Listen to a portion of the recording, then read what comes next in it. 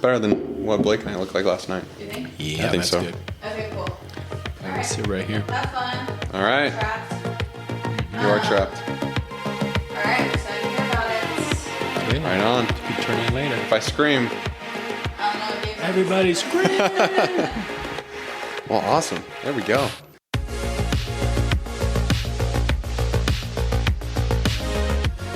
Okay. Well, Dave, welcome to the show. Are we live already? We're live already. Wow. See, I thought you were In telling progress. Tell me to see.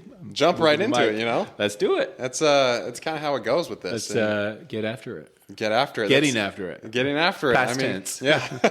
We're always yeah. getting after it, you know, Very always good. finding what the next move is and all that. So I love that title anyway. So that's cool. It's good. I mean, the reason I came up with that title is, I don't know if you know who Jocko Willink is. Explain. Tell me. He's I've heard the name. He's a Navy SEAL or ex-Navy SEAL, but he was a Navy SEAL commander. Heard the name. And all those guys, they all talk about, you know, you got to get after it. You got to push yourself and put yourself out there. Okay. And when I was in college, I found that and Inspired you. found it all, inspired me and taught me about discipline and Cool. how to work hard. So yeah, now it's Cool. part of my life, getting after it. And it's great because now I get to have people on like I you love it. to I love it. tell me about, you know, what you're getting after and ultimately some life lessons. So yeah, I really appreciate you coming on tonight and You're welcome. just having the conversation. Happy to be here. Yeah. Maybe just from the top, just introduce yourself and Okay. I'll go into that and then kind of why you brought me here. So, yeah. my name is Dave Daly or David Daly. Do I look at the camera or do I just look wherever I want to? Yeah, you could just look at asking you. Yeah, look at me. It's conversation. Right yeah. So For dramatic effect, sometimes you can look my at the camera. first appearance on a podcast. I got to tell you. Yeah. So David Daly. I'm home here in Mesa. This feels like home. I was born in Utah, but moved away when I was 7, and my stomping grounds all here in Mesa. And I know you're visiting here with Mesa with Allie, but Yeah. Used to live here too, Gilbert. Oh, did you? Yeah. Oh, that's right. That's Born and right. raised. There you go. You ever been out to Riggs Road out there? That's my family. Yeah. So Oh, yeah. So our last house before we bought this one was out there and way out there in, was it Higley and Chandler Heights? So, Oh, nice. Okay. Yeah, Shamrock Estates. Yeah, my grandparents live right out there. Yeah. I actually was part of that Probably stake. same so, stake. Yeah. It that's was crazy. very cool. I miss it. I love Gilbert, but house was huge and emptiness, and it was and then it was upstairs, and this body was not doing the upstairs. So, speaking of this body, I'll get into it. Tell me what happened. Please, It was this body. What's going on? Yeah, what is going on? And, So, have you told anybody? This is here it goes. The reveal is happening. This is now. it. Yeah, I mean, I can kind of set it up, and then I'd love for you just to go to the story. But yeah, you set had it up. a pretty severe accident happen. Yep. And the reason I wanted you to come on and share the story is, for me, it was a story when Allie told me about pure resilience and like pushing yourself to, you know, get better and heal. And I think it's an amazing story. And if you don't mind, maybe taking us, you know, to the beginning. Memory lane. Memory lane. Yeah, we got all night, so I won't spare any, miss any stuff here. So it was 8 years ago, 2017. And it definitely was a game changer. I don't want to miss anything. So it was a family vacation. It's that one where, Jen probably planned it for a year and a half, and nobody's pregnant and nobody on a mission. So everybody is attending. So where was it? It was in, thank you. It was in Ensenada, California, which is just above La Jolla. Yeah. So she got the beach house, right on the beach. And, there was probably a total of, I think, 32 of us there, grandkids in total. So yeah, it was a party. Yeah. I crashed that party, but anyways, it's a party. And, we were going to do SeaWorld and Disneyland, probably the whole thing. And we got there, and it was second day in, and I think we just had a day relaxing that we could do stuff before the big stuff happens the next few days. So I remember talking to Hayden, which is my son, and Carlos, which is my son-in-law. Okay, and they're both at the time probably 23 or something. I'm guessing. Can't remember. Yeah, somewhere in there. 21, something like that. Carlos had just married Alicia, which she knows Allie very well. Yeah. So, and we bought some boogie boards, and that's what we were going to do. Play in the ocean. Grandkids were going to build sandcastles. Oh yeah, I'm the one building sandcastles when we go. I do too now. So, and just fun. And I was probably, too old and too fat to be out there boogie boarding, but, I was trying too hard to be cool for my son or something. Yeah. So that was the deal.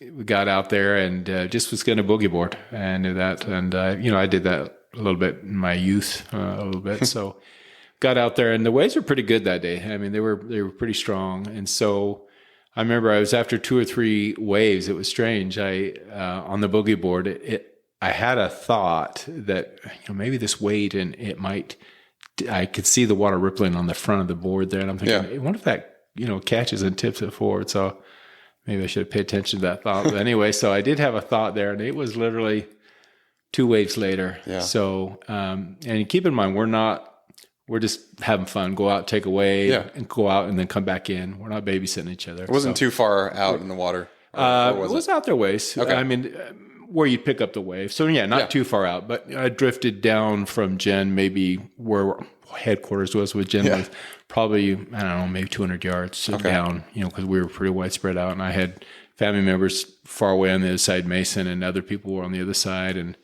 anyway, so we were just having fun and getting out there and taking the waves and took this wave here. And I remember it was a pretty good one. It picked me up and sure enough, it tipped that way. And I think the front did catch and tip. So when it did that, it kind of turned the boogie board like just completely sideways. So it made a wall. So it made a wall. And then you respect Mother Nature after these type of things, I'm telling you. Yeah. So, the wave got behind the boogie board and kind of made a wall, and I guess I held on to the boogie board. It maybe got nervous or something, but held on to it. It happened so fast, but then the wave pushed that boogie board down. Probably, I'm going to guess maybe 6 feet, 5-6 feet where that was, maybe less. So it pushed it down, held on to it, and so it came down, and then I end up hitting my forehead and my nose, just right here, right in the center of my forehead, and kind of the tip of the top of the nose there. And I hit it pretty hard, and it snapped my neck back, and it just like cracked. I thought all literally went through my mind was, wow, that was pretty wicked. I better just go in. Yeah. It's one of those ones where I better go take a break. Yeah. It knocks the wind out a little bit. Like, that was pretty heavy. It rattled me around a little bit, probably like a rag doll underneath the water there and hitting the bottom. So that was what my thought was. So I came up, and this is the aha moment. So it's what I call the aha moment. Came up and literally thought we better go in. So I go to move, and there's nothing. So nothing from the shoulders down. So from the shoulders down, there's just, it was this most eerie, strange feeling. Yeah, what's that like? I mean, you can't even explain it. So there's steps there, and it felt like an eternity. Yeah. And you come up, and I'm literally, so now I'm in 5 feet of water on the ocean. Again, we're not babysitting each other, so I don't know where I've drifted to, and nobody's really watching me. So I'm in, let's say, 5 feet of water, and I'm facing down, just floating, face down in the ocean there. And you can't then your mind move starts to turn thinking, over. No, can't move at all. No shoulders there. So then the thoughts happen, this is it. I'm done, because we're not babysitting each other. So I'm thinking, how long do I have in this type of thing? So I'm going to guess probably 2 minutes went by. And I'll tell you what happened. And there's I don't know if you're a spiritual person. Well, I know you are. Absolutely. Yeah. But there's a lot of things that happened at the time. I mean, I know we have a lot of things in life that things happen to us, and that this is one of those. So face down there for, probably just shy of 2 minutes. That's a long time. By all intents and purposes, I should have freaked out, probably, first of all, taken some salt water, freaked out there and tried to scream or do something. Couldn't move, but was really calm, eerie calm. So very calm. But just had a lot of deep thoughts, like, anyway, that's kind of hard to explain, but very, this aha moment, just sitting there. And next thing you know, Carlos, which is Lisa's husband, So I call him the protector or the guardian angel. He, I'll get up on tangents here. He comes up, and next thing you know, he's grabbing my shoulder and tips me up. And I'll never forget, I made eye contact right at Carlos, and I look at him and I said, I broke my neck. Get me in. So we're in 5 feet of water, and as the waves swell, it ends up 6 feet, and you go down to 5. So it's doing that. So he's a stud. He grabs me. Hayden's off, I think, taking a wave. He has no clue. Yeah. So, but Carlos, so I'll back up here. He doesn't take a wave, and just felt inspired not to take that wave and to look for me.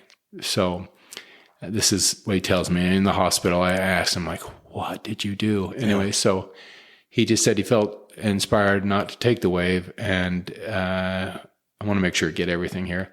He looks at whatever, I'll call my protector. He's looking, and he sees the boogie board just floating with nothing. And it's a good distance away. So he hightails it over there and swims to me. I'm back up, and then he gets to me and he grabs my shoulder and lifts me up. And he said there was blood all over like the head, and because it was, it's one of them things that just kind of tears. It wasn't terrible, but it bleed a lot. So you show me you sent me the picture. I sent a few pictures just so you get an idea. Looks like it's like a big scab here and there, but I guess that I couldn't see it, but I guess it bleeds a lot. So he thought I got bit by a shark. He didn't know. Really? Yeah. So that's what he told me. He said, I thought you get bit by a shark. That would have been a cool story. I tell people that sometimes. You should see the shark. Hey, you fought the shark. Yeah, I killed the shark, broke his jaw. Yeah. That'd probably be a cooler story than this one, but better tell the truth. So, am I talking too loud in this mic? No, it's perfect. Carlos comes up, and I look at him just straight in the eyes, and I must have been like, oh my gosh, I'm saved. I said, I broke my neck, get me in. So he's 5'9", and he can barely stand up out there. When those swells comes, he's not going to stand. So he just takes me, he's a little steady, just takes me and lifts me. He probably had a lot of adrenaline going at the time too, but propels me out of the water. And he's like, hold on, he's from Chihuahua. So, oh, wow. Hold on, Dave, hold on. So he's just, hold on. So he's got my back, and he's just literally lifting me out of the water. And he's going to love this when he watches this podcast. But he lifts me out of the water, and as he's backing out, just trying to back up slowly towards the shore, and he's screaming, Hayden. And then Hayden sees what's going on as he's walking up. So then Hayden joins and gets on my feet. So anyway, that went on for however long it took to get me into shore there, and they get me in there, and then by that time there starts to be a little bit of buzz, what's going on there, and they get me pretty much into shore there, and people just start surrounding around. Chris, the oldest son, which is my stepson, Jen's oldest, he's a dentist now, but he was doing doctor type stuff, so he became the doctor, so to speak. He telling me what to do, and got around. He was kind of kneeling behind my head, and I just remember there's a crowd around me, and it's just, I'm like, I get really silly in those moments. You think you freak out, but I cracking jokes, and people are like, is he serious? Is he drugged? And I don't know why it is. Maybe nervous behavior or something. I mean, there's probably a lot of adrenaline going through you too. Yeah, because I remember one thing. I'm sitting there, and I'm laying there. This is a true story. I'm laying there, and I look, somebody, a Mason or somebody who's there, and I go, are my feet in the air right now? And Mason's like, no. And I'm like, I think I said shit. Because it felt, swearing. Sorry, Bishop. So he'll forgive you for this. Yeah. It felt like the center that my feet were up in the air because of the sensation, and they're on the ground. I'm like, and then I knew something like, okay, what is going on? Because it felt like they were suspended in the air, like somebody's holding them. They're on the ground. I'm like, all right, what is going on? So they're assessing, and I think Chris knew that I probably paralyzed myself. And there's a difference between, and I'll probably get this into, it's called incomplete. You probably know what that means. I actually don't. Yeah. So complete on an injury like this, complete would be Christopher Reeve. That's where it snapped or broke, and you're paralyzed. So I was incomplete, meaning it's like a train wreck in there, and I'll tell you more about that in the surgery. But there's still something small area for that brain to send some neurons through that spine, a little area. Yeah. So I'll hold on here. So, Well, in this moment, were you feeling pain, or was it just like you feel no. these weird sensations? That's a good question. No, I was probably in shock a little bit. No, I'd say no pain. I remember there was no pain, just a little nervous, you know, and then a nurse that came by and they were getting around. There started to be a little bit of crowd, and you know, it was a little hype. And I remember Alicia was like running down the beach, going, call 911. I call her Paul Revere. Call 911. Call 911. Got Paul Revere. British are coming. She was calling 911. She was running down the beach yelling it. So I guess nobody had the phone, so they get down to Jen. Nothing is said to Jen, so they get it. Jen has the phone that's working. So she knew something was going on in the distance, because it's literally probably, I don't know, maybe 2 football fields away. Yeah, not too far. Right, it's a distance there, but she could see some commotion down there. So her phone was working, or had the phone. So it got communicator to call 911. And so Jen, I shouldn't laugh. Jen dials 911 and starts to communicate that they need to get somebody out here. There's some serious injury or whatever. So she's walking towards me. And that morning I also went to Walmart and bought a new swimsuit. So the reason I tell you that, as she's walking and telling, I don't know who it is, blah, blah, she sees the swimsuit and she realizes it's me. And that was her aha moment. Yeah. So I should let her tell the story, but she collapses, you know, because she knows it's me. That's hard.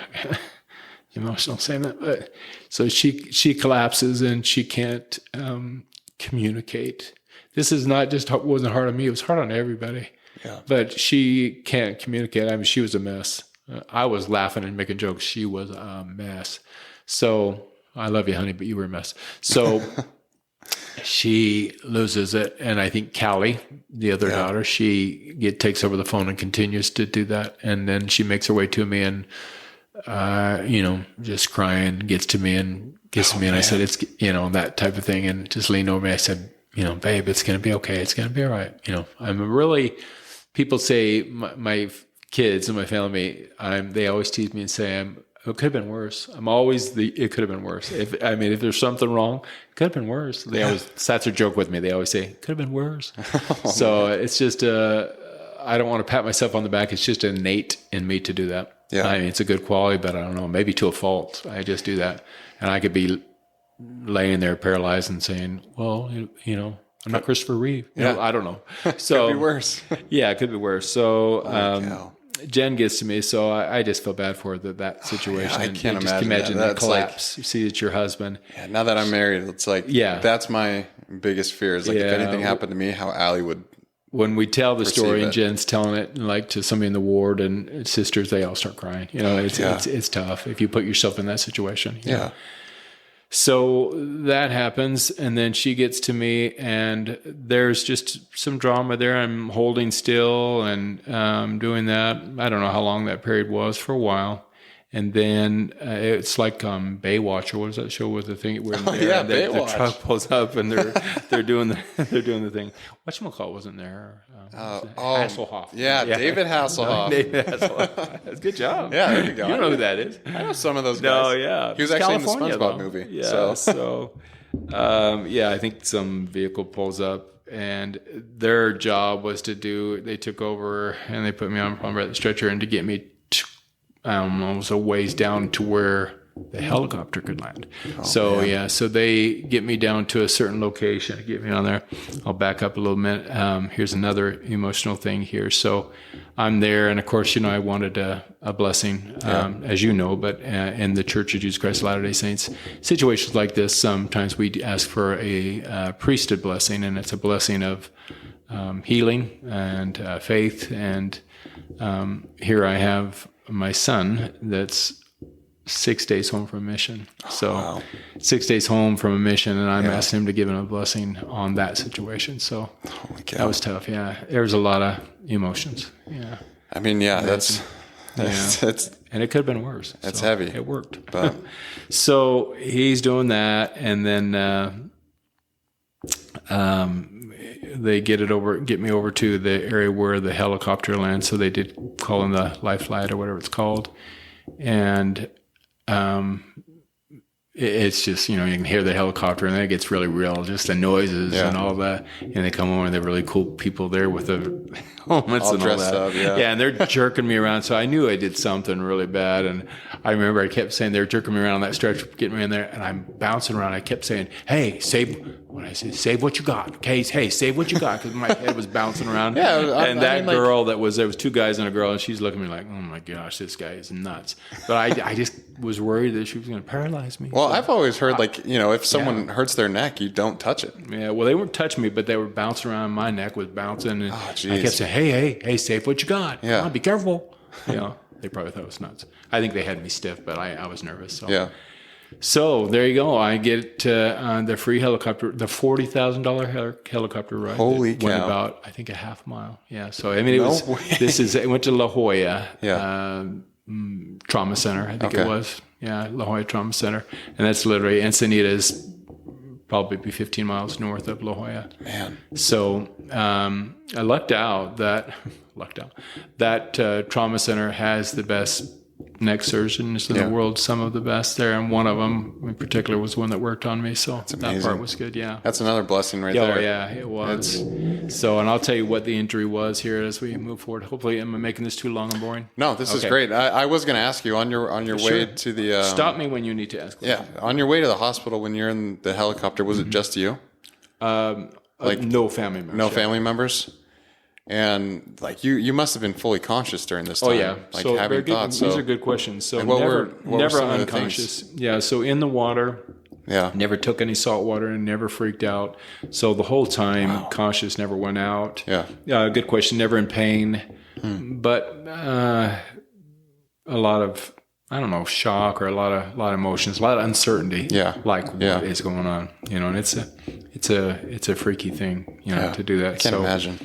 So it's just when you think back now, it's just surreal as you play it through your mind. So anyway, so the little man in the helicopter. So you imagine it's pretty tight. It's not like getting an ambulance, So it was the 3 professionals and the one driving the helicopter, flying the helicopter, driving. Yeah. So they do that and they take off, and it literally was a short ride. And they get me over there, and they're doing their thing. And they get in there, and then the doctor comes in, and I'm in there like waiting room. There's sand all over me because we're on the beach. And they're trying to get the sand all off me.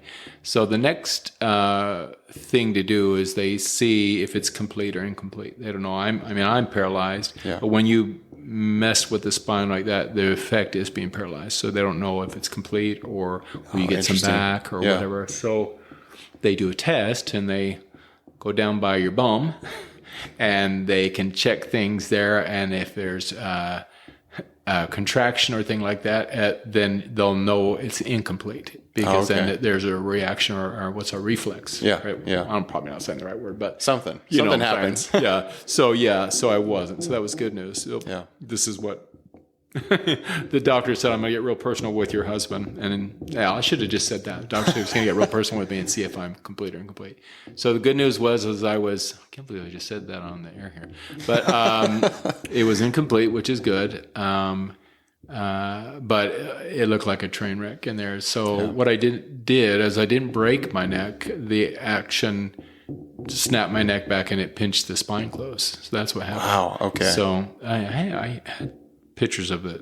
You can show it, and it's you can see like in an X-ray, you can see the small. It looks like a road with a line on it, and then it's just pinched closed, and there's just a real small area there there's just a little bit open there, and so the brain now has to work through that small area and signals to everything. Yeah. So then that's why the chasm at the time is paralyzed, and then your body is amazing what it does in healing. And it's very resourceful. Yeah. I've learned that in therapy. So, but at the time, it was just good news there. And at the first, it was incomplete.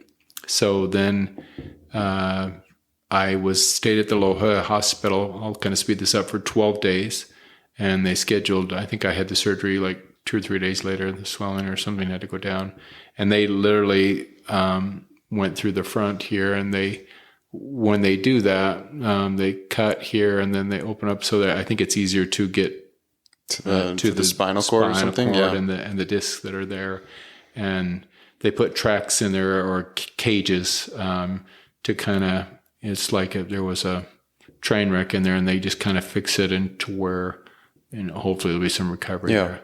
Yeah, and so I asked a neurologist one time, like, that gets pinched, really, the thing, does it kind of grow back? And he's like, no. So it just gets pinched and it stays there. Just because it's a nerve, right? Yeah, it just doesn't grow back. It just stays pinched, and it tries to work through that area, and the fluid just fills in, I guess. I don't know. It's crazy. So weird. So, and there's a lot of things, there's stem cell and all that stuff. And there's so many things. It's like, did you try stem cells? No, I have a brother-in-law that told me I should have. And there's probably so many things, that in your rehab, and ask my wife, you could be doing. I think I did really well. I'll get into that here in a minute. Yeah. But then I kind of plateaued out and stayed there, and I'm kind of where I'm at now.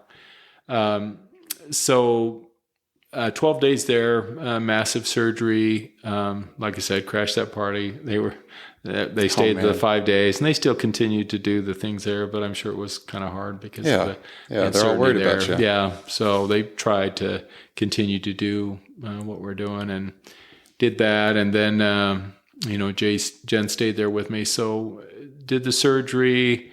It was crazy at the time. We were literally moving from Utah to Arizona, back to Arizona. So we were going to do that trip and come back to Arizona. My wife was selling the house in Utah, and I remember I was at the hospital. We had to sign for the house or whatever, and I couldn't move. So I held the pen, and the lady moved the paper to do the signature. So it was that bad. So surgery, got that, and then they did the ambulance ride from California because I was going to check in the Health South, it's called, which is a rehab there right on the border of Mesa and Gilbert. Okay. So baseline, Health South. It's called something else now, but all the way from California. Yeah, wow. That was an expensive ambulance ride. $7,000. Yeah. I have all the figures there. $40,000 for the helicopter. Yeah. So I think it was $6,800 for the ambulance ride. Yeah. Holy cow. Yeah, it was a long ride there. So they do that, and then 40 days in rehab. So that was an adventure. I have new respect for PTs and OTs. They're amazing. The care and I still have a really good relationship with Celeste, my main person there. And she was going to have me walk. And that's one, that video is she starts crying. That she saw the moment when I was doing physical therapy where she knew I was getting it. She knew of my rotation of my hips, and I was standing up like those parallel bars. Yeah. There's such a picture of that. Yeah. And she knew at the moment the way I was walking, and she couldn't get me out of it quick enough because she knew I'd be able to do walker and walk. And so sure enough, I do that, and she's trying not to cry. And so I'm walking for the first time. So there's just, it's amazing. Yeah. It's 40 days of that. So I had to learn how to walk again. I'm missing so many things, but there is a ton of things there in that 40 days of physical therapy that you learn a lot. I mentioned uncertainty. I still don't know, what's going to become. Am I going to be in a wheelchair? Am I going to be able to walk? And so, but I can honestly say, poor Jen, she's coming here trying to run her dealership, her business that she'd moved to Arizona that she was working from Utah. Still keep my car dealership going. So I had a car dealership that I was moving to Arizona. And trying to keep that active. And her plate was, to say it was full. Super full, Oh, yeah. It was crazy. Man, it's respect to the wives. And stressed over that. I don't know how she did it. Prayers. Yeah. Yeah. It sounds like you honestly had help from the other side. 100%. Yeah. We had our old ward in Utah praying for us, and our new ward in Gilbert. And when I say thousands of prayers. And when you say that, it's easy to say that, but then you really feel thousands of prayers. Yeah. There's that many people praying for you. There is a noticeable presence and faith. And I'm a positive guy, but I could feel that for sure. And I have a friend, Reggie. I told you about him. Anyway, he came to visit me. Hans and Franz. Yeah, exactly. Hans and Franz. He came and he said, "Like, you're acting like the mayor of the clinic there." I was just it's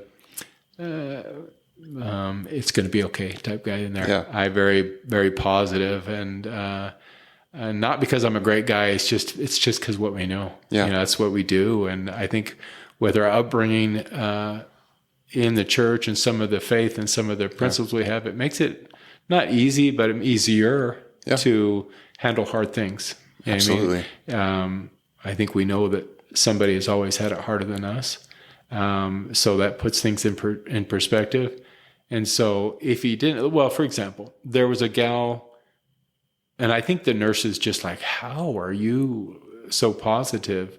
I don't mean to brag about myself, but I say that, but I'm contributing that to our upbringing. I say our, because you have had a similar one, our upbringing. I know I'm a positive person, but I'm grateful for what I've learned that helps in those scenarios. Yeah. Does that make sense? Absolutely. I mean, I think in all difficult situations I've been through, and nothing to your extent, but I've had to rely on faith, and I've had to rely on God, and trust that whatever happens is going to make me better. Yeah. And it might, be difficult going through it, but at the end of the day, I know that I'm going to be refined. And I mean, I can't imagine what, going through 40 days of therapy was like, and that kind of thing. Learn how to walk. Learning how to walk again, like you said, like there must have been so much uncertainty.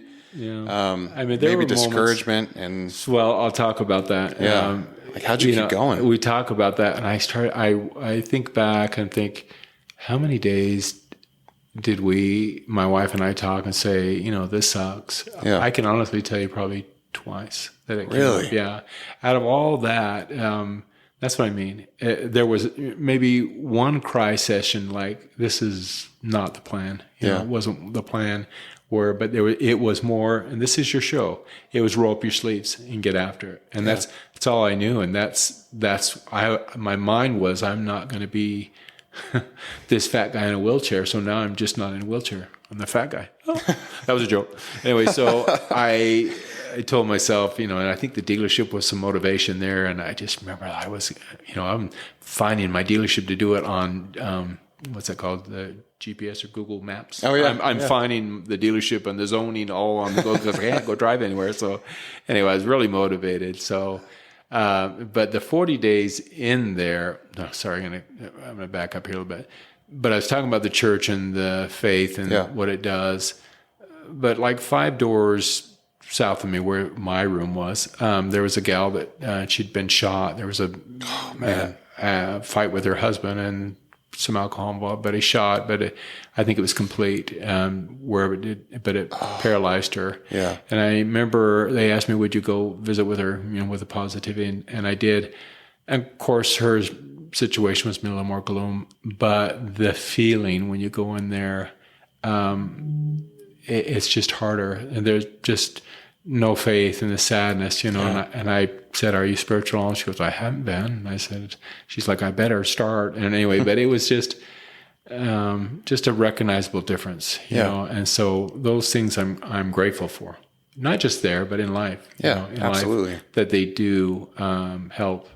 Earlier you mentioned there, it's one of those things I say, I'm a fixer, with my kids or something. I always feel like I can fix it. I can fix it. And then some things in life are just bigger than what we can do. We can't fix it, and that's when you have to turn it over to Heavenly Father, and this was one of them. So, when you're 40 days in there, Brett, my wife goes home at 11 o'clock at night and starts her day, and she's got to make that 12-mile drive back to Gilbert from there, and I just can't imagine.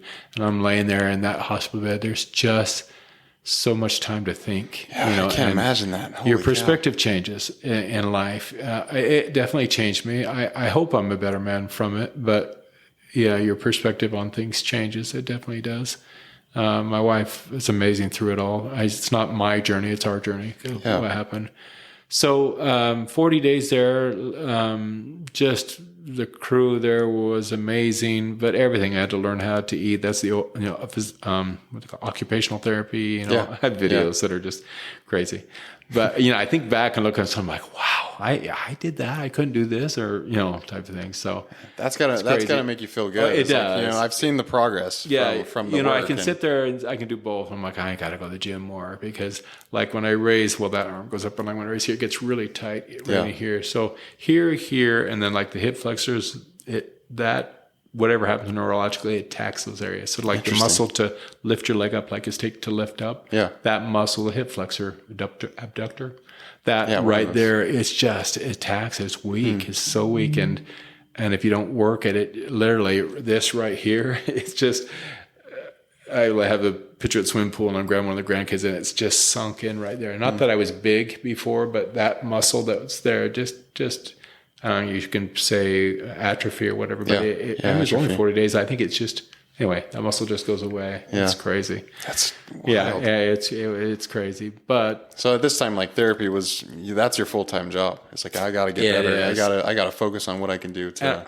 I'm proud of what I did, but you can always do more, and get after it and go to the gym. And I didn't do that. I kind of plateaued out, and still today I can do more.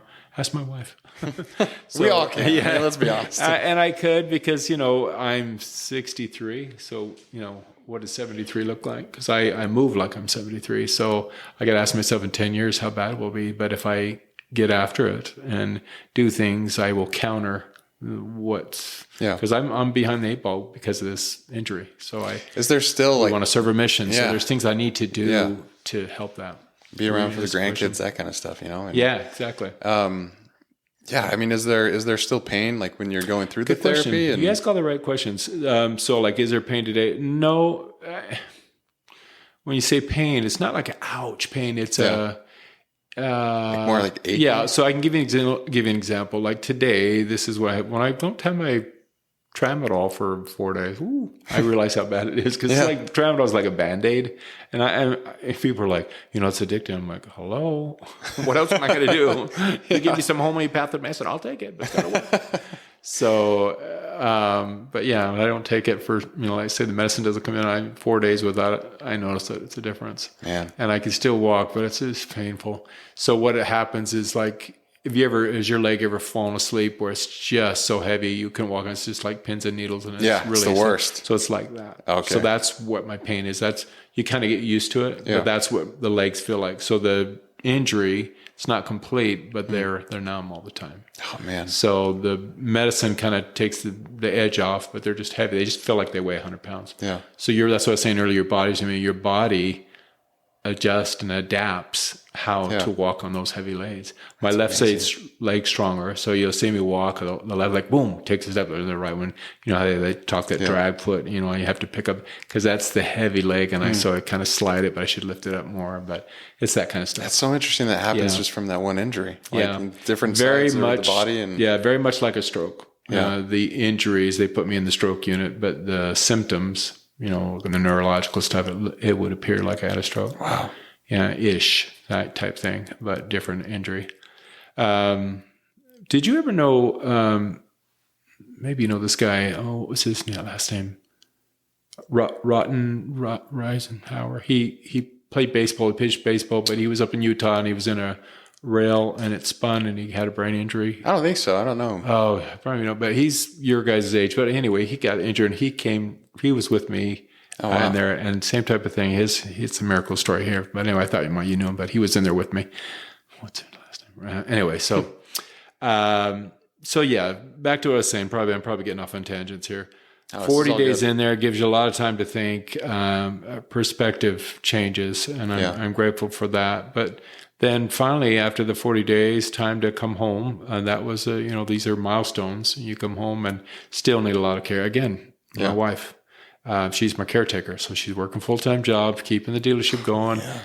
Dude, so many hats. And then now she's going to be my caretaker at home. When I say caretaker, I mean, there's a lot of work required from me, at the first. Not now, not today, but she might pick up one of my dishes, take it to the sink. Yeah. But I did that before, man. So. Yeah, there you go. So, that's got to be something that, I can't imagine that not bringing you guys so much closer though. At the time we never fought, but it was a lot. There was some tears there, but I think when you're in it, you just do it. Yeah. And then after you look at it like, wow, how do we get through that? Yeah. But when you're in it, you just do, you just get after it. Roll up sleeves. what's it called again? Name of the podcast? Getting after it. Getting Yeah. After It. Yeah, There you go. exactly. So so came home, required a lot of care, but the swimming pool was huge. So therapy, I mean, you're in the pool walking, can't fall into what? The water. So Yeah, it's true. Yeah, I literally, I got home about the time of the summers there, and I got in that pool every day and walked, and that, I think that got me to the dealership faster. So my goal was to get back to the dealership. And How long were your therapy sessions on your own? Like, was it? well, I did it. Good point. I did it for the 40 days there, and they would take you like 3 times a day and go. And then I went back a few times, but I didn't go back much. I probably should have went back more after I left. Went back, and then I kind of just self-therapy the pool and did things. And a friend from high school came and built me a balance bar, like a ballet bar in my garage. Oh, yeah. And Okay. did that. And Kenny Kelly, I'll mention his name, stud. Anyway, just kind of got after it and got pretty close to, I did do a lot more then, but got to, you kind of plateau out to a certain level there. Yeah. But back to getting to work and stuff, and you just get better every day. Realized I could drive and doing things, all these.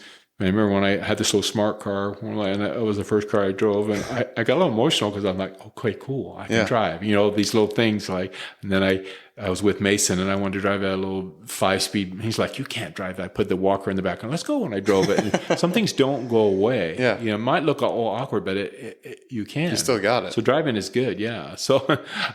That's- People get nervous like that right foot gas to brake might be a little slow. And people they're right with them, they're like, is that foot going to get over there in time? I know how slow it is, but I could see I could see how nervous they were. My brother was just doing that today. Anyway, so so home and the swimming pool, and got after it and started getting that, and got back to the dealership. And guess what? About a year later, COVID hit. So I shut that down. So, that was pretty much it as far as the injury. You probably have some questions on that, but that was the story there. And then went, back to the dealership and got going there. And then COVID hit, and then kind of closed that down. And so, just so you know, today, I didn't know what I was going to do with this injury. Yeah. I still move around, but there's a lot of jobs I can't do. Yeah. The dealership was tough, because I was a hustler out there moving around things. Yeah, so walking around on the sales floor and that kind of thing. Yeah. Oh, the auction. You go on you okay. get out there. I was, prior to that, I was always hopping just around doing that, but you can't, so it was hard. COVID almost was a blessing because it couldn't keep up, and we knew it was going to shut down. It kind of answered the question there.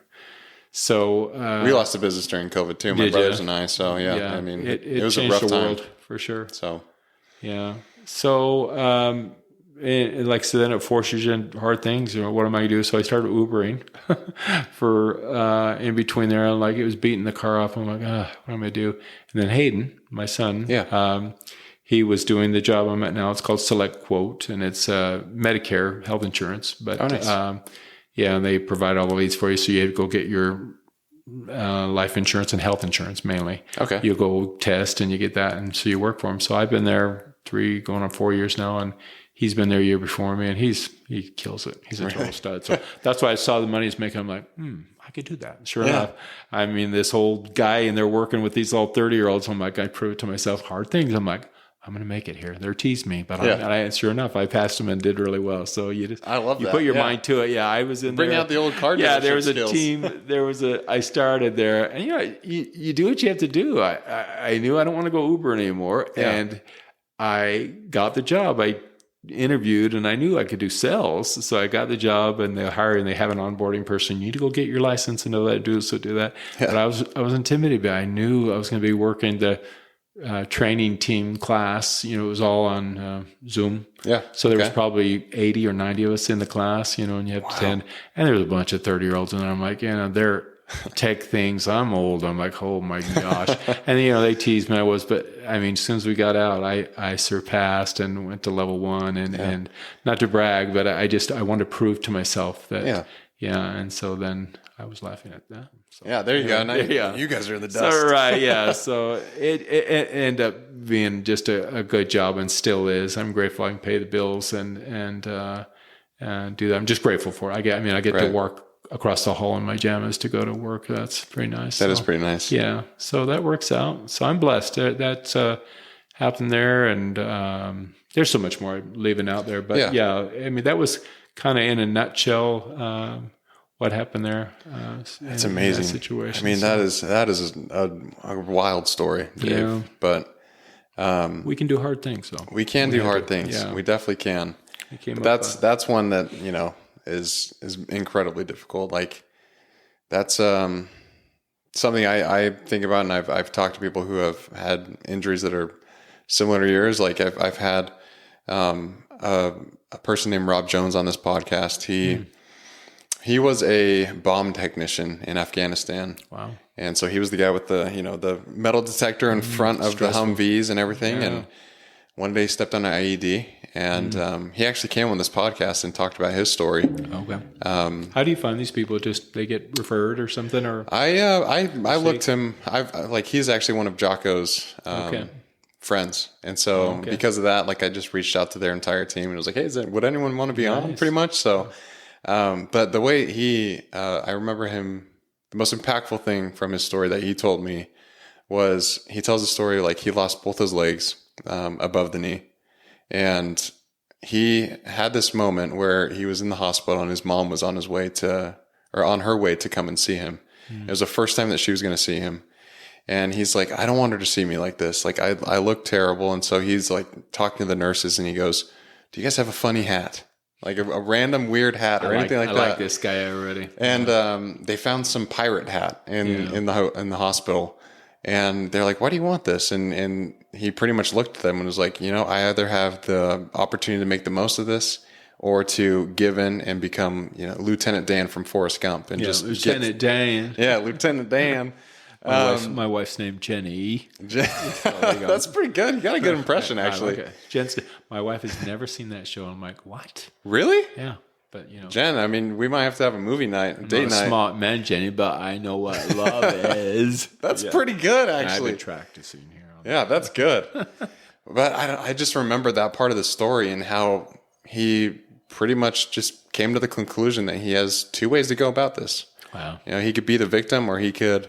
Yeah, that's amazing. Yeah, and the story after that is wild because he went on to be a bronze medalist in Paralympic rowing, and then he biked across America to raise money for veterans. And then the craziest one is I don't even think I could do this, is he ran 31 marathons in 31 days on prosthetics. And the stories he told about that were wild, but I mean, it sounds like you had a very similar mindset.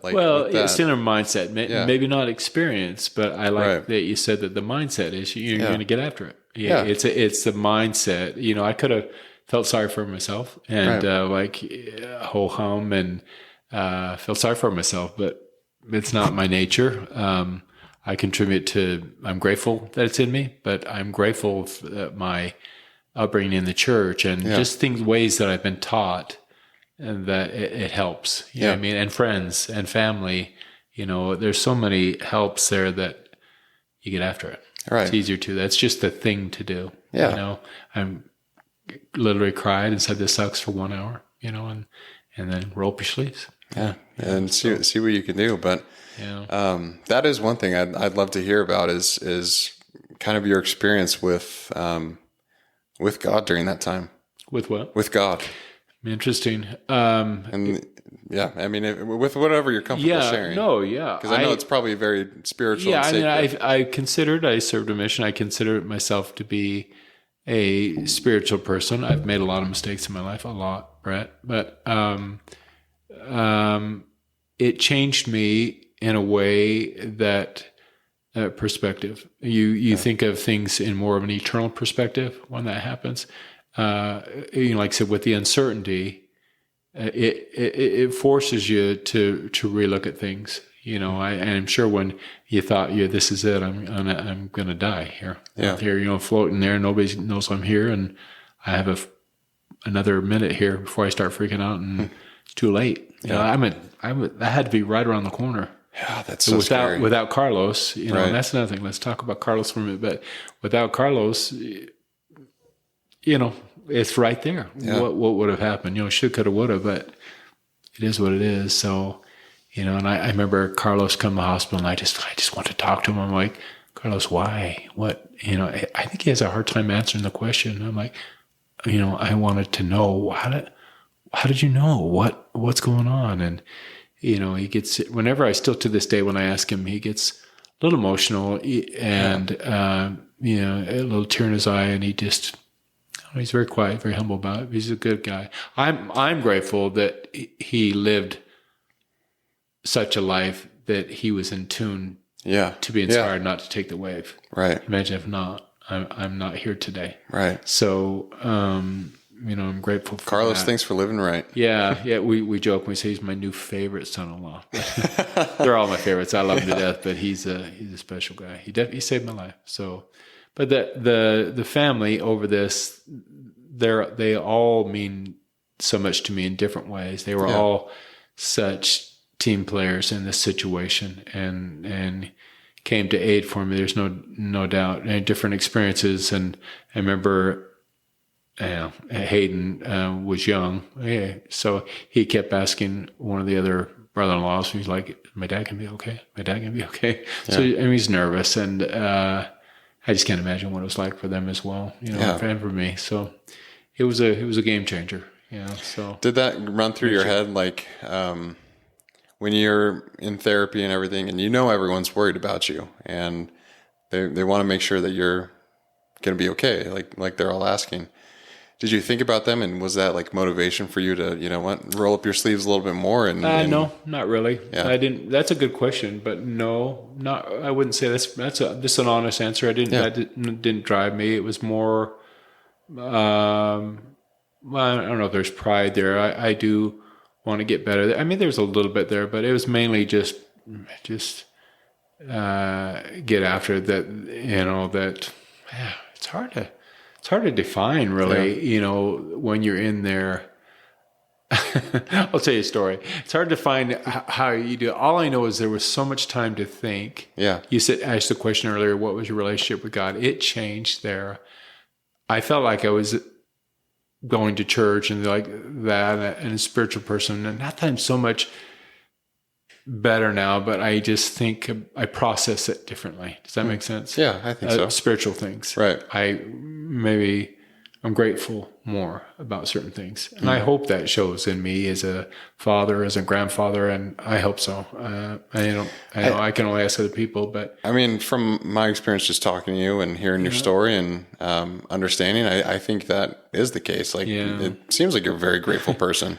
I hope that it does change, and I hope it does. I was going to say something to you that what we started talking about.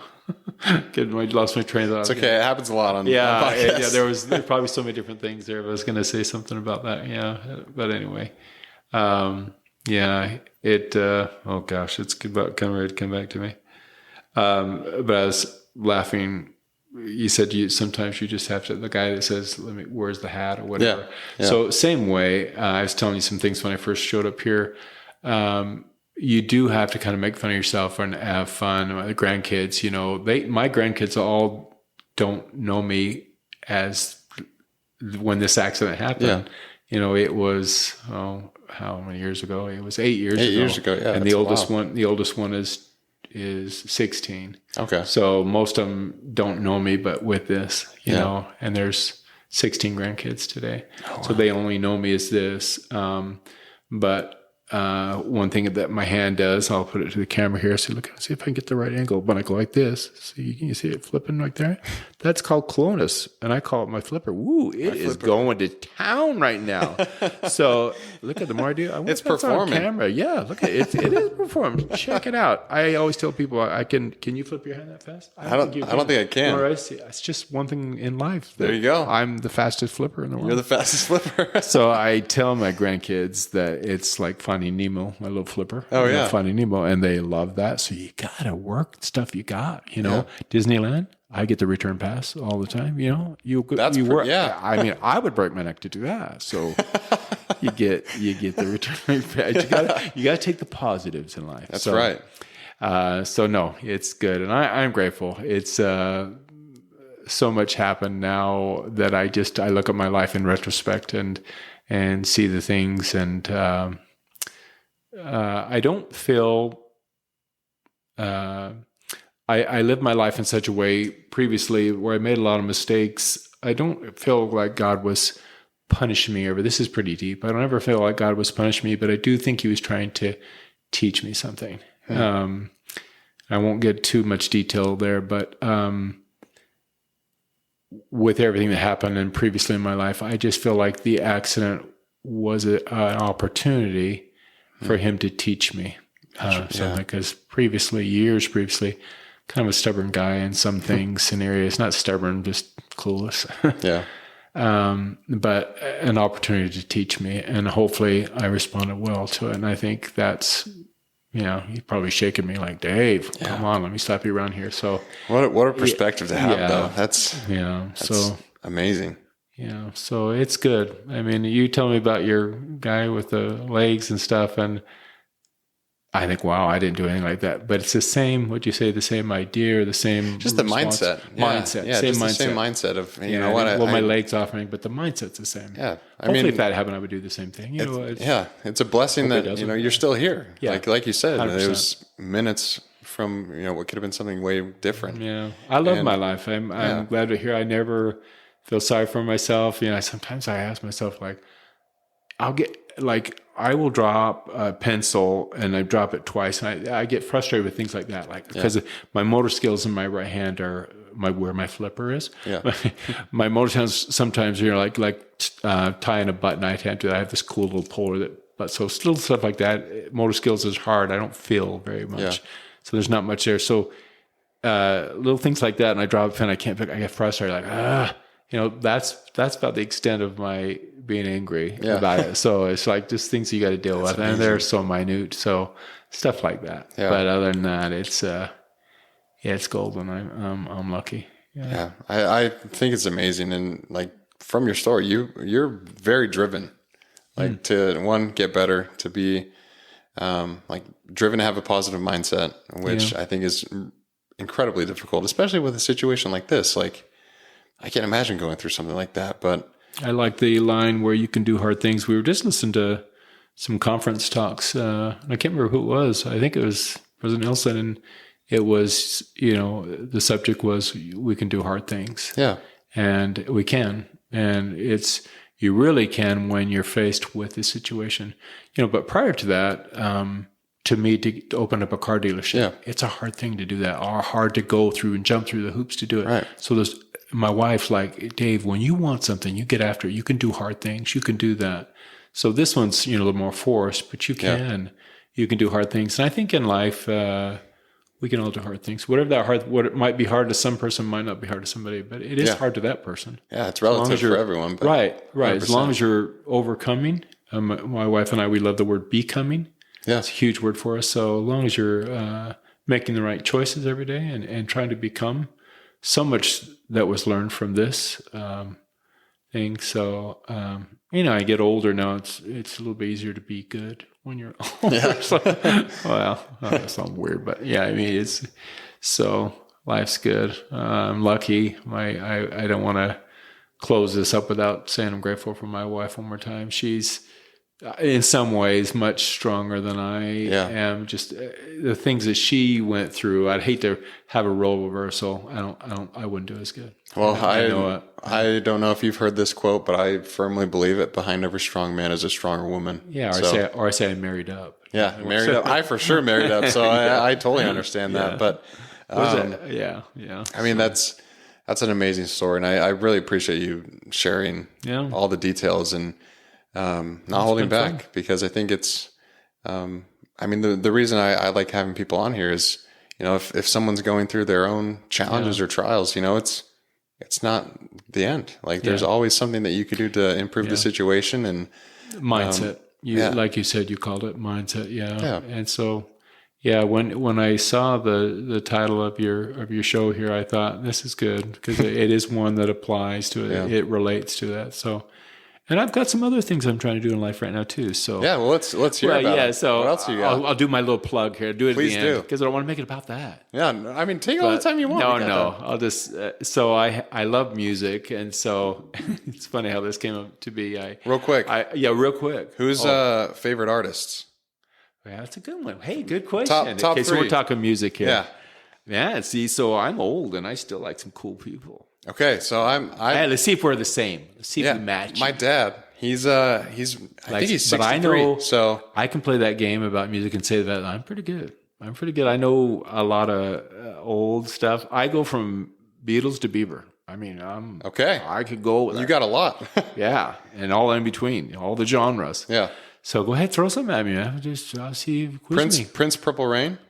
Oh, yeah, Classic. And Purple Rain's even the one you went to a good song. Purple Rain's a good one. Yeah, that's the video one is of the on best. his chopper. And, Oh yeah, that one's so good. Yeah, that's my era. That's probably '84. And So good. My dad saw Prince twice, but Lionel Richie was hanging out at that time. Singing Hello at that time. Hello. You ever listen to New Order? New Order? Yeah, or not New Order. I'm going to say I think I know who you're I think talking I'm about. mixing two up. You are. Because I started to go through it. Oh man. Yeah, because I know who you're saying. Blue Monday. That's one of their songs. I can't think of who it is. Not Duran Duran. No, not Duran Duran. Yeah. You have to get back with that. New Order. Maybe it's not New Order. My dad's gonna hear Okay, this. so and here he's I'll gonna be get throwing mad. one at you. Who sings? Well, I'll say it like this. Do you like? What's the title of it? Promise. The Promise. Oh yes, it's one I know of that song. I'm sorry, but I'm just yeah. thinking about the ride. What does it say? It's not you two. Classic. It's When at Rome. I think. Yeah, there you go. That's a good one. That is a good one. Good 80s tune there. So What about what if I said brass Let's monkey? do a whole show on this. Yeah, we could. We can keep going. Brass monkey. Whatchamacallit? Beastie Boys. Beastie Brass Boys. monkey, That's what I grew up on. monkey, See, that was yeah. all my dad's stuff. Yeah, so that's a good one. But Reggie, I told you, my friend, you're going to get Reggie Haywood on this show. I'll say it now, Reggie Haywood's coming on this show. All right, Reggie, you're next. This dude, I'll just give you a little plug. I'd go to seminary at Mesa High School. I always tell the story and he looks at me like I'm so weird. I'm going to enter what they call A period seminary. Going there. His dad was the track coach. Oh, nice. And he was always out there running beside the white Ford Ranger, just jogging. So that's the clue in. So this guy was quite the track star. All right. So I'll let him tell you the story, but he might be in Guinness Book of World Records. I don't know. So anyway. Wow. Okay. A little tip there. Yeah, we might have to get him on on the show. He definitely, what's it called? Getting after it. Getting after he's it. getting after it. I think the injury's making my memory go. I mean, get after it's more common than getting after So it. But my neck injury, you get can after blame it was taken. You can blame it for things like when you get old and you can't remember things. You can just blame it on that. There you go. And they're like, "Oh, that poor guy." Anyway, but I'm not remembering music though. So let me throw one at you. I'll tell you a funny story. Carmen, Sunday. This is a true story.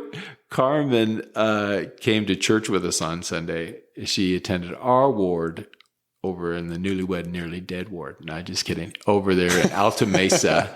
And she just said she's going to come to our ward and visited Jenny. So Jenny and her are dear friends. So she comes in and, Carmen, she's got her phone there or whatever. She's sitting there. And I think it was before sacrament, but she gets a call. I think I know this one. Yeah. She gets a call and it goes off. Yeah, Men Down Under? Yeah, Men at Work. Men at Work, yeah. that's what it is. Who can it be now? So Who Can It Be Now is playing on. It got the sax in it. Yeah. Oh, yeah. Of course. So that played, and then the Elders Quorum president came right to us right away after church was over, and he's like, it's one thing for your phone to go off, but Men at Work, that was a cool move. And I was like, how did you hear that from it? Anyway, that's pretty good. He's going to know the sax. So no, I love it. Yeah, so music. Yeah, I was going to say. I'll kind of get into it. Unless you have any more trivia, you won't stump me. So you can go study if you want and get back to I might have to study. We should have a trivia game and have a panel. You know what? Actually, let's do it sometime. We'll Old guys and young guys. Yeah, because we throw 60s, 70s. You throw.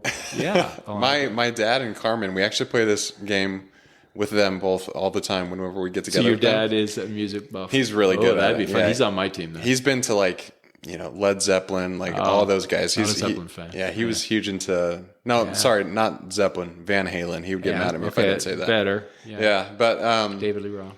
yeah, David Lee Roth. We say he kind of looks like him a little bit. Yeah. Yeah, a little bit, but maybe not. He'd get mad at me. Mick Jagger's what I'm thinking of in high school. Which, Lips. Wow. Yeah. That's fun. But anyways, we'd play this game where we would pick songs from like the 80s, the 90s, some in the 70s. We've done the same. And we'd play phones as fast as we can, like the first note, and we'd see if they can get it. Awesome. And it's like instant. They'll be like, "That's awesome." Yep, that's Princess Purple Rain." It's crazy. There used to be a show called Name That Tune, and they would. Oh yeah, it was a game show, and they would say they give clues, and they say, "I can name that song in 3 notes." So it's kind of similar to that. It was corny, but anyway, it's fun. Anyways, back to your love of music. Sorry. So keep going. No, it's okay. I like that we found this. You can formulate some type of show. That's right. I'm really good at that, but I will tell you, there is one guy. I'm telling you, what's his name? I'm just going to put a plug in now. Maybe they'll watch his show.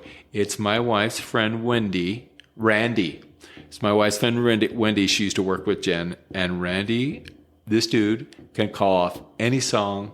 The year, he's unstoppable. I've never seen anybody. I'm like, he's on my team. I mean, anyway, he's like a computer. That's pretty good. Yeah, he's pretty good. So we'll have to get him here. So if he watches this show, I've already told him that before. But yeah, that's fun. It's funny you have that like. So always have liked music. Definitely like all kinds. And I'm old, but I think 60s music, 50s, 60s, late 50s, early 60s was the best music to have in high school. So American Graffiti, we lost out. That would have been the best time to be in high school. Yeah. American Graffiti sound, that type of doo-wop, the best in the world, in my opinion. But I love the other music, but that would have been a good time to be in high school. No doubt about it. So, so music is great. I do love all kinds. I think I started listening to harmonies, learned not by Beatles, but Beach Boys. I'm a big Beach Boy fan. Yeah, my dad, was growing up, he played that all the time. Yeah, so 6th grade, I've got great at harmonies. No headphones. I got 2 big speakers, and I laid my head between them, and I would sing, and I would take the album cover, and I would sing, and then I would dig like this with the album cover, and it would make me have like a vibrato. Oh, wow. So that was how I got my vibrato, was the album cover. Really? I can't believe I'm telling this on the air. So I would do the speakers, I sing the Beach Boys, and I do this with the album cover. And man, I sounded great. Yeah, there you go. That's vibrato. awesome. Anyway, thanks for sharing. So it started from when you were a sometime. kid. Yeah. So anyway, my job, some spiff thing, I would run some nice headphones thing, whatever. And so I started listening to it at nighttime, and then one thing leads to another. Late at night, I'm listening to, I hate to say the word karaoke. That's a swear word to me. Yeah. But karaoke. It's a swear word to a lot of people. Instrumental or minus tracks. Minus tracks. I started listening to minus track songs, and I would, like, in bed, my wife would like, honey, shut up. I'd be like, I was thinking, I sound like that whisper. Anyway, so I would do that, and just my mind started formulating. So now it is a year and a half later. It went from, ooh, it'd be cool to just record some music. Oh, I should buy this equipment. So all the spiff money when I'd buy some equipment, I'd buy this. Yeah. So now a year and a half later, I've got a little setup, and I'm not good yet, but I'm pretty good. I've learned just producing like songs. Just doing covers. Yeah, okay. I've got a lot that I've already done, but I'm getting better. Just tracks, and how to do tracks and how to work. There's so much more I can learn, but I'm learning a lot. Did you grow up playing any instruments or anything? No. I mean, no. Yeah. Sang. But no. I gave up on the piano. I wanted to play guitar, started a little bit here, but no. My boys, they are. And Jen's kids, I say stepkids, our family is musically inclined. They're all good. So Hayden and Mason have some stuff on Spotify. It's really cool. Amazing. Yeah, you have them on the show and play that. Anyway. Yeah. But they have some good stuff on Spotify. But yeah, they're very talented. All of them are extremely. What were we saying? Oh, the music song. Yeah. So I was doing that as formulating, learning things. So ideas kept going and formulating. So, gosh, I'll spare you all the details. So where I'm at today, I'm doing a It's called the Daily Dose Show. I actually just did a jingle tonight for you. I'll play it for you before it's going on. You can play it. So I'm going to. It's 40 seconds. Yeah, why not? Okay. So anyway, I'm going to play it right now. Yeah. Hold It's it a up Daily Dose Show. You want to hear it? Yeah, hold it up to the microphone a little bit so everyone can hear it. We go until midnight? All right, it's only been an hour. Yeah, we can keep going. I will shut it down here in just a minute. If you're stay tuned for another 10 minutes. Another 10 minutes. We got this going. Yeah. Now we're on the You got to topic stay of tuned now because you're going to hear the Daily Dose Show jingle. Guys, this is live for the first time ever played, ever, on This is an Getting honor. After It. This is a Getting honor. After It. Yeah. Getting After It, live, first time, premiere. I think All we right. call it, right? Here we go. Stand by. Stand by. I'm ready. Wait, no, that's Brett. That's you. You don't have it. Oh. Which, by the way, music, that helps you get after it. So That's right. It motivates me. It's fun, and I got to tell you what to do. But I'll play this for you. Okay. What am I? I'm challenged. Here we go. Are you ready? Should I just put it into that? yeah, just hold it up. Okay. All right. You ready for this? Here we go. It's done probably 10 minutes before I left the house.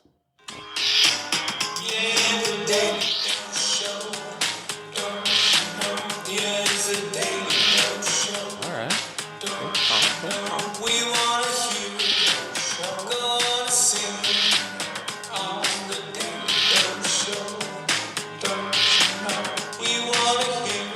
Wait for it.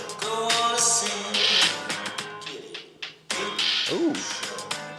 I'll give you $20 if you can tell me the background music.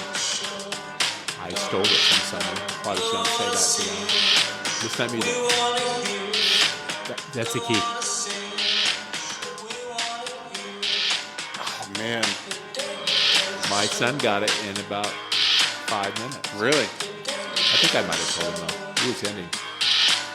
It's the Daily Dose Show. Oh, That's pretty good. I'll I would clap add to that. together. I still have to add one more harmony. I So what I liked it. just said is the Daily Dose Show, don't you know? So what the liked Daily Dose Show is now?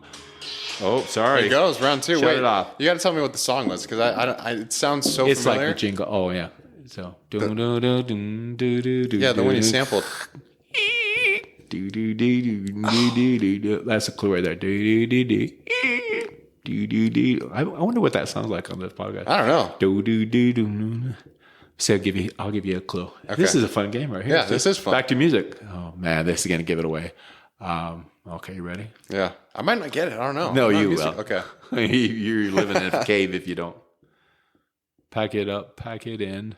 Okay. Let me begin. Yeah. Okay. It's the background music to that. That's So I pretty just good. Stripped Jump it around? down. No, it's not Yeah, jump around. Yeah, jump around. Yeah, it is jump around. Okay. House of Pain. Back to House of Pain. Yeah, there you there we go. go. From Ireland, where I went on my mission. Yeah. Oh, nice. Yeah, so pack it up, pack it in. Let me me begin. begin. Yeah, so see? good.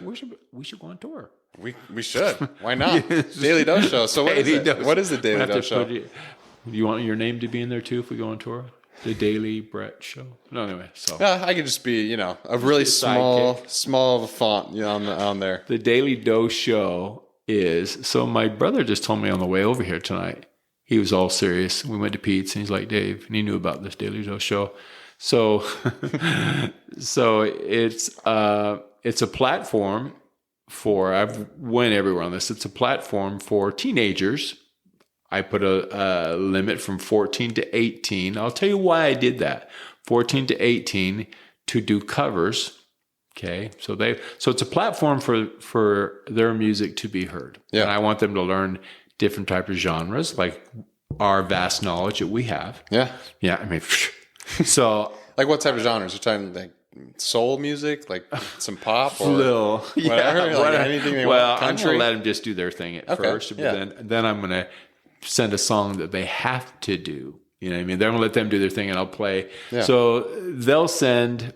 So it's 14 to 18. So the joke is, who's this old guy with teenagers? So I will say now, maybe I'll get my wife on the first couple shows. My wife on the first couple shows. Yeah, we'll have Jen there. Yeah, Supervising. I will never have somebody over doing a cover without my wife there, male or female. Anyway, Yeah. so yeah, that would be weird. And so I'm not a creepy old guy. It's the reason we did 14 days. I'll say it now.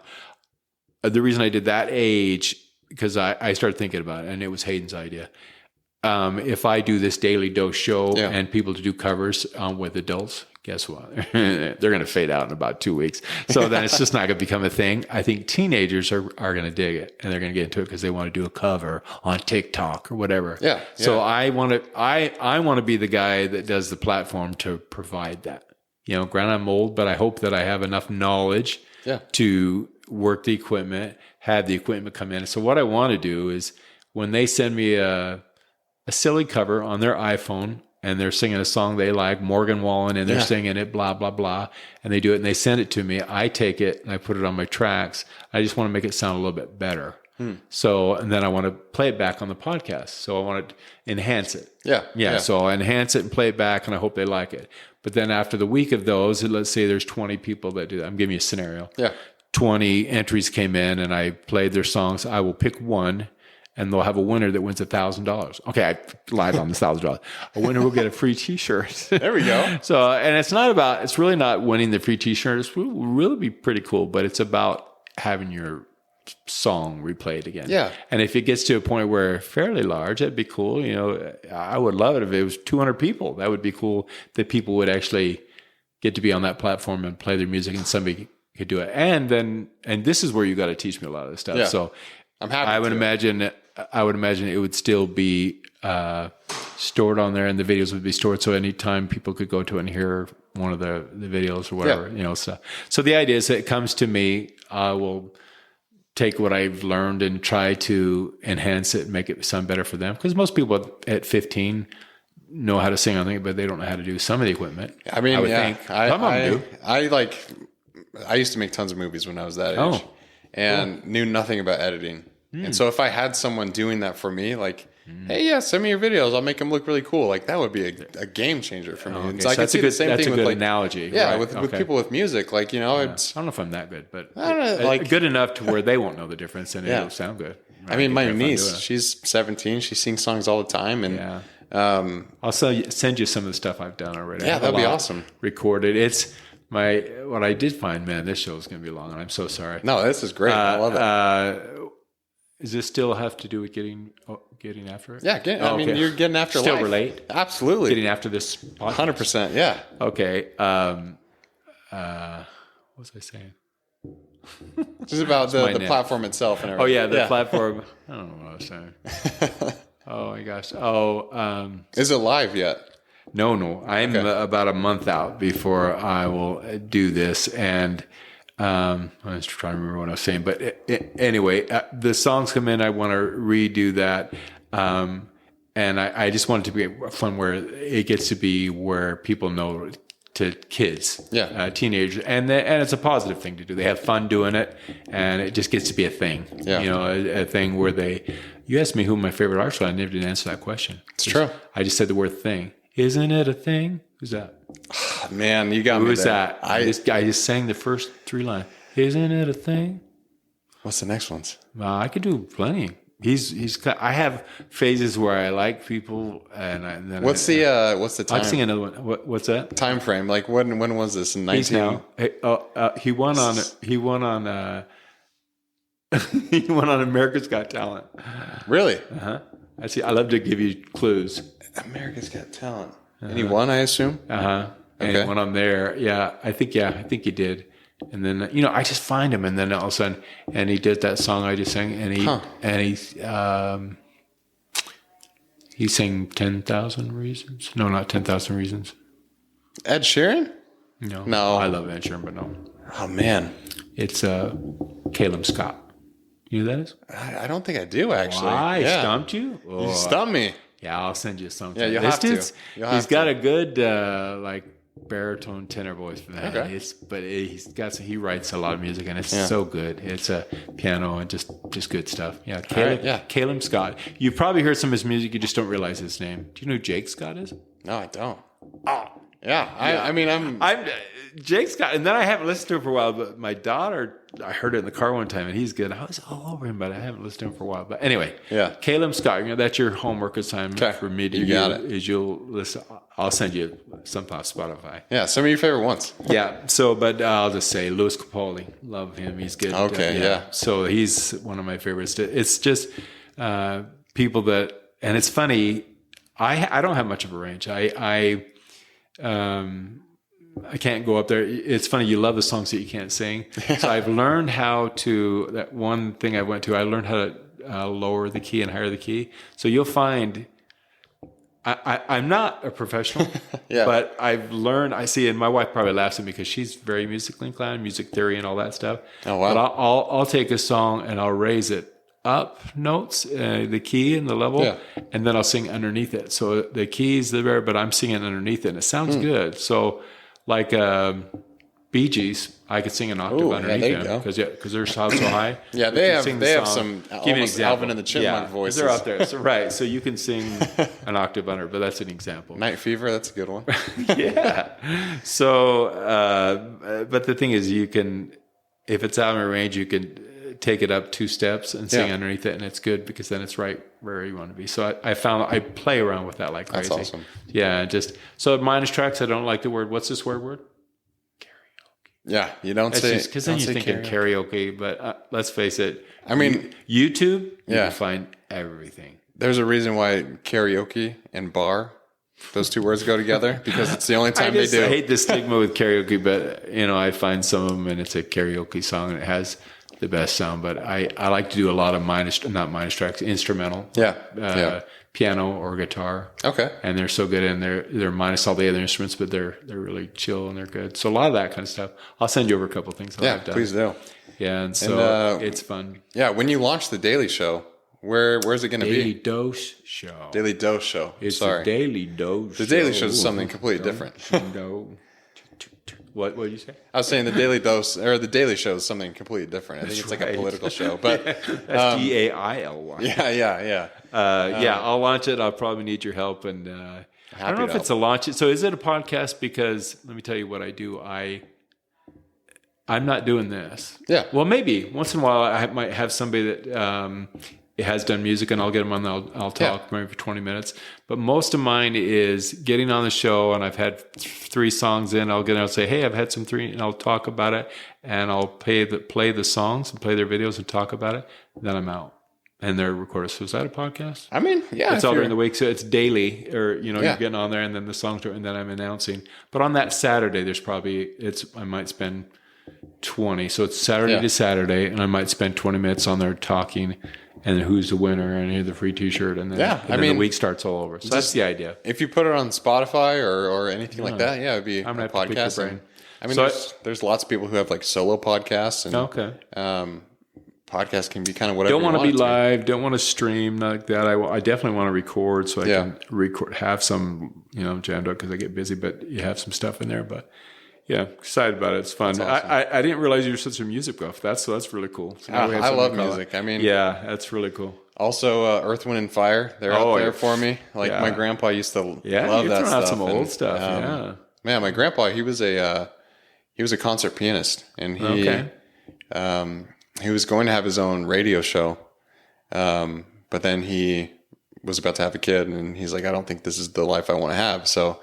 But I grew up hearing him play, and my dad, he's listened to so much stuff. Like he loves everything from, like heavy metal to, super soul music to kind of everything, gospel. Like he loves it all. And I do too. I mean, I love, back in the day, we used to, in high school, we were like, it was cool to go to the church dance, and that's what we did. You guys go today, and well, not you guys. I was gonna say, maybe not. I've heard 27. But they go and they stand and be in standing group. And I mean, I used to go and see the cutest girl and go ask her and get her phone number and whatever. They don't do that anymore. Anyway, how do you meet people? Anyway, so it's changed a lot. It has. Yeah, it is social change. But we used to go and man, we check a tail feather. We were dancing. A lot of not disco. I would say. Not Earth, Wind, and Fire, but some disco. Yeah, that's some good stuff. The Gap Band. I know the Gap Band. Oh yeah. Okay. Yeah. That's awesome. Yeah. Some good stuff. So yeah, there's some good stuff in there. That's my time era. A lot of that stuff. But there's a lot of variety of music, and for now, I'll let them show and stuff. But then I'll pick a song, and I'll say that they have to cut that song. So the entries that That's come out, I cool. have to do, that'll be cool. So then I'm controlling the narrative. Yeah, there you go. So it's very cool. And then see who does the best song. So it'll be fun. It'll be Yeah. fun to mess with it. And I'm thanks for excited to letting me say all this stuff. And Of don't course. want to take too much Yeah. time. I mean, it's good. that's why I have this show, so I can learn what people I'm are going to getting have you after. on And the Daily Dose show, and you're going to sing live. I Well, you know what we're going to do? Is we're going might have to put my mom in there for that one. No, I make people sound good. So I'm going to have you on my show. Okay. I will get you to do a cover, and we'll say, this is Brett. And everybody's going to be like, that's not Brett. I'm like, yeah. Really? Yeah. Okay. Hey, So- listen, I'll trust you. I'll Alright, trust the alright, already process. sing it. And there's Carmen out there. I talked about you on this podcast, about your phone going off in church. Yeah. Men at work. Men at work. So that was Carmen out the door anyway. Mother-in-law. Yeah. love her. So no, it's fun. I love your thrill for music. So that's fun. We'll definitely be talking for Yeah, sure. for sure. I appreciate you having me on here. And Of course. I mean, it's been. we're kind of in the closing mode, aren't we? So Yeah, Can I mean- you tell it's closing up? Can you hear that? Can you hear it? Could feel it in the air, actually. Yeah, it's right there. Feeling the closing line. It might be the time. But yeah. No, but honestly, I truly appreciate you coming on Yeah. and sharing great. your story, because one, it's an amazing story of resilience and keeping a positive attitude when, all hell breaks loose, in a sense. It is. Yeah. And So many different scenarios that can happen. yeah, and I But think anything. there's a lot of people out there who are fighting their own battles, and it might not be as drastic as like a life-changing There's injury, but addictions. There's Yeah, it's- there's so many different battles out there Yeah. that this applies. Right. Getting Right. after it. And that's why I love your show. And you said passionate about things. And Yeah. you keep doing this. This is good stuff. And I'm going to send people your way. Hey, and I'll do the same. Because I think I get a good vibe for what you're doing here. So I appreciate it. I'll throw Reggie your way here, and you'll be on here soon. Yeah, we'll get Reggie on. He's City of Mesa honorary or something. I don't know. Well, now I'm excited to talk to. Like the mayor of Mesa or something. I don't know. Oh wow! There we go. He's gonna laugh when I'm talking about him, but anyway, But yeah, we it's- have so man, I could talk to you forever. It's So all right. In high school, real quick, in high school, there's like 20 of us, Yeah. guys that hung out. And we were all LDS, and so we were pretty rowdy, but we didn't drink or anything. But we're just Yeah. crazy rowdy. That's exactly you're explaining my friend group to a I know T. that. See, and Yeah. I knew that, but we weren't getting really trouble. But we're pretty goofy. Yeah. And I bet one of my friends was not a member, but he'd go to seminary with me. I'll try to make this a short story. And we went across and we learned about the we learned about the Mormon Battalion, right? Okay. So we learned about the Mormon Battalion, and he thought that was really cool. And we're crossing the street, and he's like, "Hey, the Mormon Battalion!" And he's yelling the name, whatever. And he's talking about us buddies all hanging out because we're all LDS. And so anyway, he ends up. I don't know where he's at. He's gone now. It became an MMB. It's called the Mesa Mormon Battalion. So it's our gang. We have Mesa Mormon. it's a Mesa Mormon Battalion. Mike Moore, do you know who that is? He made up ties on our mission, said MMB on it. And That's awesome. It became a thing. We're going to thinking about setting it up to have a business name or whatever there it's you called. LLC. Or Yes, something. yeah, There you something go. like that. There's a lot of cool people on it, but we help people. Like we just got a donation for somebody that passed away in our high school and donated some money and that's things awesome. like that. But anyway, cool. Yeah, Mesa Mormon Battalion. So it's just a bunch of friends from high school Doing About 20 big of us. things. Yeah, That's awesome. Yeah, so thank you. Yeah, of course. And Great show. yeah, once people, or once you launch the Daily Dose show, we'll have to make another plug on this and have you on that'd be again. fun. But yeah, I'll seriously wait till it appreciate gets you. about 100,000 viewers, and then maybe Yeah, there you talk go. about it. So. I mean, this is like you said, we're up in the listener count just like Joe Rogan on this podcast. So you might get overwhelmed. Just so you know, listeners, I didn't know Brett too well, so I teased him. He's so serious about his show. So I said, I was making a joke about him and Joe Rogan, like 1 and 2, you guys trade turns, and he came back with a serious response. It's kind of like that, whatever. Anyways, a serious response about what you do, and I thought it was funny because I was trying to kind of same trying kind to of be, yeah, you're conversational show, yeah, but that's what you said. very lower count I of said, views. Brett, I was trying to make a joke. Oh yeah, okay.